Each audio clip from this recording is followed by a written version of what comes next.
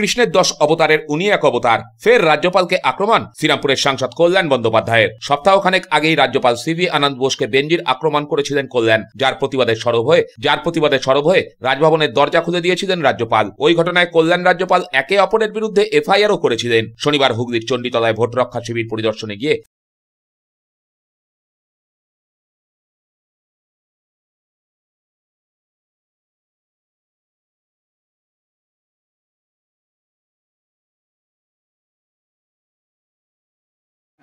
মারা গেছেন, মানে এর চেয়ে কিছু দুঃখের কিছু নেই। আমিও সারাদিন ধরে ঘুরছি, যা চাপ বিএলওদের ওপর পড়ছে না, মানে অসম্ভব ব্যাপার। আমি একটু চিফ ইলেকশন কমিশনারকে অনুরোধ করব, আপনি দয়া করে দিল্লির এয়ার কন্ডিশন ঘর ছেড়ে দিয়ে একটুখানি গ্রামে গ্রামে ঘুরুন না, দেখুন না কী অবস্থা হচ্ছে। আপনি তো থিওরিটিক্যাল কথাবার্তা বলছেন, practically it is impossible to do it. আপনি যদি বুঝতেই চাইছেন না, আপনার গোঁ ধরে বসে রয়েছেন, আর আপনার গোঁয়ের জন্য অনেক লোক মারা যাচ্ছে, আপনার গোঁয়ের জন্য। I will request the Chief Election Commissioner, please move around the villages যেখানে নেটওয়ার্ক নেই, কিচ্ছু নেই, কিচ্ছু পাওয়া যাচ্ছে না। তা সেখানে তো বিএলওরা কী করে আপলোড করবেটা কী করে বিএলওরা? একটা অবাস্তব ব্যাপার চলছে একটা। রাজ্যপালকে দেখা যাচ্ছে এক অনুষ্ঠানে গিয়ে নাচগান উনি করুন, যা ইচ্ছা করুন, আমার তো কিছু বলার নেই। ওই সে কৃষ্ণের 10 অবতারের উনি এক অবতার। উনি একটা বই লিখছেন বলে জানা যাচ্ছে, যেটা থেকে আর কি সব দেশের হাল হকিকত জানা যাবে। ওনার তো লেখা তো অনেক কিছুই লিখেছেন, উনি তো অনেক কিছুই লিখেছেন, সবই তো রাজ্য সরকারের পয়সার বইয়ের খরচা হচ্ছে। ব্যুরো রিপোর্ট, হুগলি আজকে। দুর্গাপুর এক্সপ্রেসওয়ের মাঝিনান এলাকায় দুর্ঘটনার কবলে বাস। প্রত্যক্ষদর্শী ও পুলিশ সূত্রে খবর, কলকাতা থেকে বর্ধমানগামী যাত্রী বোঝাই একটি চলন্ত বাসকে পিছন দিক থেকে একটি ট্রাক ধাক্কা মারে। ঘটনায় বাসের একাধিক যাত্রী কম বেশি আহত হন বলে খবর। গুরাব থানার পুলিশ দ্রুত ঘটনাস্থলে পৌঁছে আহতদের উদ্ধার করে হাসপাতালে নিয়ে যায়। ব্যুরো রিপোর্ট, হুগলি আজকে।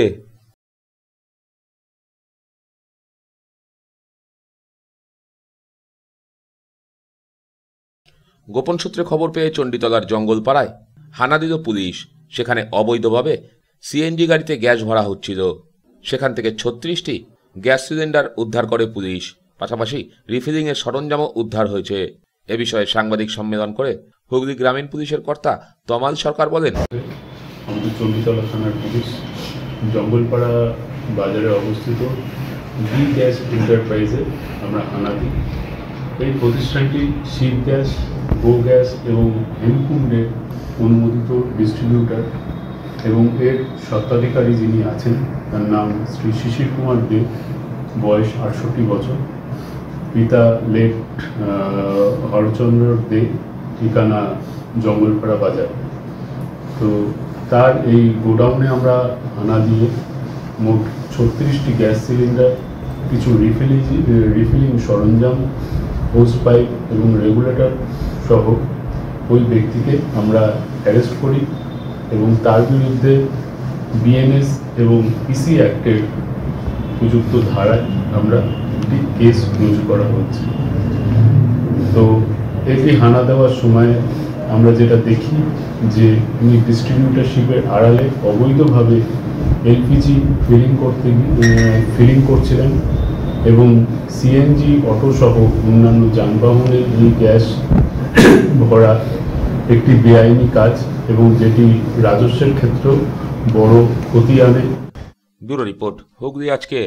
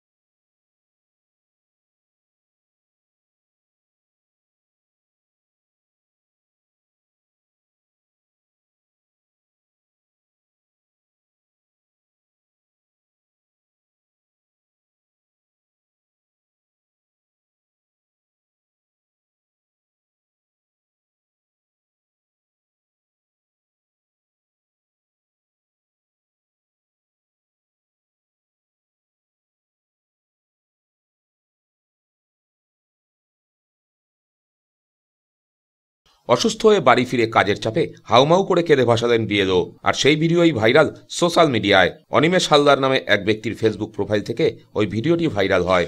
জানা যায় পান্ডুয়া ব্লকের বাটিকা বৈচি গ্রাম পঞ্চায়েতের পশ্চিমপাড়া এলাকায় স্কুল শিক্ষিকা সুমিতা মুখোপাধ্যায় ঘোষ বিএলও হিসেবে কাজ করছেন।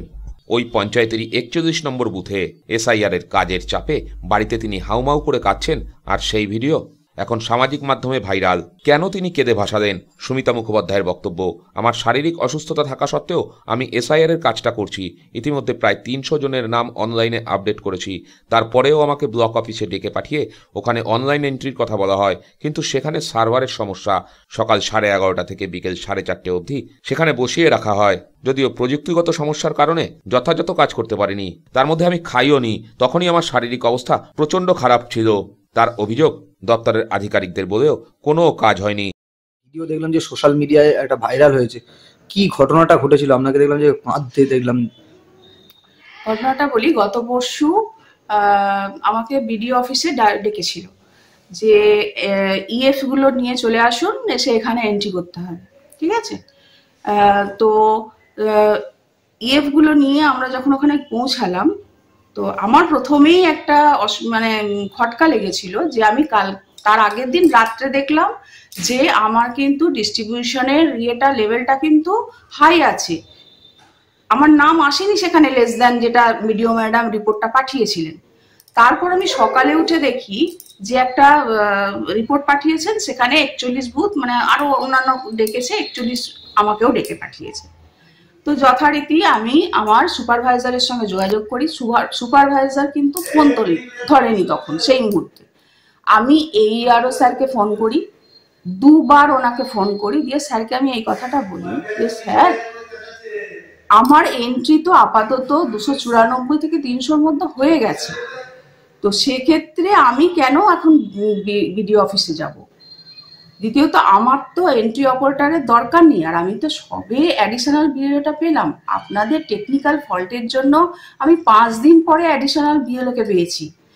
গোটা কাজটা আমি একা করছিলাম, তাও আমি এতগুলো এন্ট্রি করেছি। তো তা সত্ত্বেও আমি যদি যাই, আমার তো সময় নষ্ট হবে। সেই সময়ে তো আমি অনেকটা কাজ করতে পারবো। দিন রাত সার্ভার ডাউন হচ্ছে, সারা দিন ধরে বসে থেকে কাজ করছি, ফিল্ডে যাচ্ছি, আবার বসে কাজ করছি। এইবার এত সার্ভার ডাউন হলে, এটা বিডিও ম্যাডামও জানেন যে সার্ভার কতবার ডাউন হচ্ছে। তা যাই হোক, ওখানে এবার কর্তব্য পালনে বা ডেকেছেন বলে অবশ্যই গেলাম, কারণ অমান্য করতে পারি না। তা AERO স্যার আমাকে বলে বোঝালেন যে আপনি আসুন, আপনার কোনো সমস্যা হবে না, আপনি আপনার যে অসুবিধাগুলো জানাচ্ছেন সেগুলো আমাদের টেকনিশিয়ানরা এই করে দেবেন, তাই করে দেবেন, ইত্যাদি এসব বললেন। বলে আপনাকে আসতেই হবে। ঠিক আছে, গেলাম। যাওয়ার পর আমি গিয়ে ওখানে বললাম, যারা ছিলেন একজনকে বললাম, আমি নাম জানি না, তিনি ট্রেনিং দিচ্ছিলেন কাদের, তখন সব বিএলওরা গিয়ে কিন্তু পৌঁছায়নি। যাই হোক, আমি গিয়ে বললাম, দেখুন আমাকে কেন ডেকেছেন? আমি তো এন্ট্রি করতে পেরেছি, আমার তো কোনো টেকনিক্যাল সাপোর্টের প্রয়োজন নেই। আমার কাজটা ডিলে হয়েছে এই কারণে আমি অ্যাডিশনাল বিএলও পরে পেয়েছি, আপনাদের টেকনিক্যাল ফল্টের জন্য। একজনকে অ্যাপয়েন্টমেন্ট দিয়েছিলেন, সে ক্যান্সেল হলো, তারপর আবার একজনকে অ্যাপয়েন্টমেন্ট দিলেন, তবে সে জয়েন করলো। আমার বুথে ভোটার 1300-র ওপর, তো আমার কাজটা তো এখন ডিলে হচ্ছে ওই জন্য। তা এবার আবার রানিং হয়ে যাবে, আমি তো এন্ট্রি করতে পারছি না তা নয়। তো বললো, না আপনার এন্ট্রি কম আছে, ওই জন্য আপনাকে ডাকা হয়েছে, আপনি এখানে বসে সব করবেন। ঠিক আছে, এইরকম করে আমাকে জবাব দেওয়া হলো। তো আমি বসে এন্ট্রি করলাম ওখানে। সেই আমি আমার অ্যাডিশনাল বিএলও এন্ট্রি করছি, তো করতে করতে সেই একই প্রবলেম ঘুরছে, সার্ভার ডাউন। টেকনিশিয়ানদের বারবার দেখাচ্ছি, তারা বলছে সার্ভার ডাউন, কিছু করতে পারছে না। বারবার দেখছে আবার, কিন্তু আমার বিডিও অফিসের কোনো টেকনিশিয়ানের প্রয়োজন হয়নি এন্ট্রি করার জন্য। সেক্ষেত্রে আমার মনে হয়েছে আমি কেন এখানে বসে থাকবো, আমার তো ডিস্টার্ব হচ্ছে, ডিকটেশন করছে আমার অ্যাডিশনাল বিএলও, তাতে আমার শুনতে অসুবিধা হচ্ছে, তাহলে সেখানে আমি কেন কাজটা করব? ঠিক আছে, স্যার এদিকে আস। দিয়ে তা সত্ত্বেও এবার ওইখানে বসিয়ে রাখে। এবার কি সময় গড়িয়ে যায়, খাওয়া নেই। এবার আমার সুগার ফল করে, কারণ আমার খিদে পাওয়ার পরে কিন্তু সুগার ফল করে। আর একটা যেটা হয়, আমার যদি অতিরিক্ত চাপ হয়, আমার প্যানিক অ্যাটাক আসে। আমার 10 বছর আগে থেকে অ্যাক্সিডেন্ট হয়েছিল। এই অ্যাক্সিডেন্টের পর থেকে কিন্তু আমি মেন্টাল মানে আমার নিউরোসাইকিয়াট্রিস্টকে দেখাতে হয়, মেডিসিন নিতে হয়। এত কিছু মেডিসিন নেওয়ার পরও কিন্তু আমি এই কাজ থেকে অব্যাহতি চাইনি, আমি কাজটা করার চেষ্টা করেছি, ঠিক আছে। তা সত্ত্বেও আমাকে ওখানে বসে যখন রাখা হয়, আমার যখন শরীর খারাপ লাগছে তখন আমি বারবার ফোন করছি এই আরও স্যারকে, তিনি বলছেন আমি কিছু জানি না, টেকনিশিয়ানদের বলুন। টেকনিশিয়ানদের বারবার বলা হচ্ছে, বলছে আমরা তো কিছু জানি না, ওকে বলুন, দর্পনারায়ণকে বলুন। তাকে ফোন করা হচ্ছে, তিনি বলছেন আমি তো কিছু জানি না, ওখানেই বসে কাজ করতে হবে, ঠিক আছে। তো বিষয়টা হচ্ছে এইরকম একটা পর্যায়ে। তখন আমি বাইরে বেরিয়ে আসি এবং একজন টেকনিশিয়ান ছিল, আমি নাম জানি না, ওনাকে আমি বিষয়টা বললাম, নাই আমাকে হসপিটালে নিয়ে চলুন, নাই আমাকে বিডিও ম্যাডামের সঙ্গে দেখা করান। ম্যাডাম কি আছেন? আমি ম্যাডামকে আমার পরিস্থিতির কথাটা বলবো। আর আমার একটা প্রশ্ন, যে আমি এন্ট্রি করতে পেরেছি তা সত্ত্বেও কেন আমাকে ডাকা হয়েছে? সন্দীপন মিত্রের রিপোর্ট, হুগলি আজকে।